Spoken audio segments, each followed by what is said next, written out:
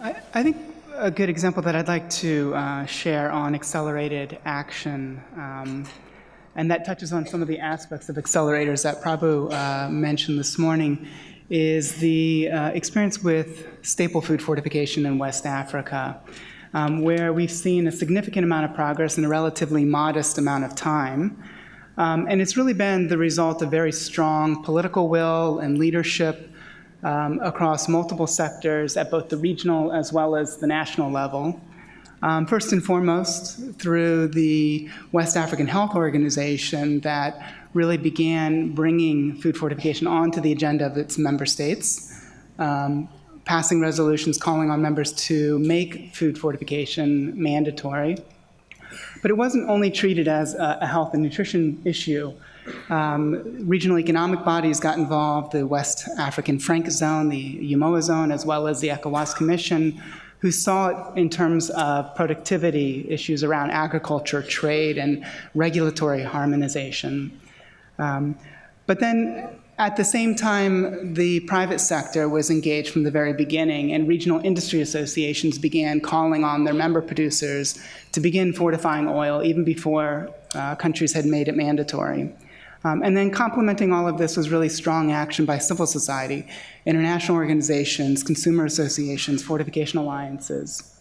And through that sort of coordinated and multi-sectoral action, in less than a decade, we went from one country in the region mandating food fortification to 14 out of 15 countries with mandatory fortification of wheat flour or vegetable oil in place. And we know that standards and legislation alone is insufficient. There is a significant increase in the amount of food that's being fortified and the amount of fortified food that's being consumed. But we also know that if you don't have a market to access that fortified food, then the intervention can only go so far. And so I think sort of moving forward, we really need to, in order to continue to accelerate reductions in hunger and malnutrition, we need to increasingly target our interventions and our innovations to those most in need, those communities most at risk, which are often some of the most difficult communities to access.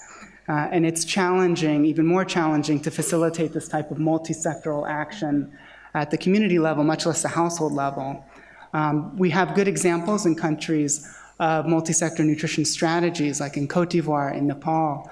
We have multi-sectoral nutrition platforms like the Council for Agriculture and Rural Development in Cambodia.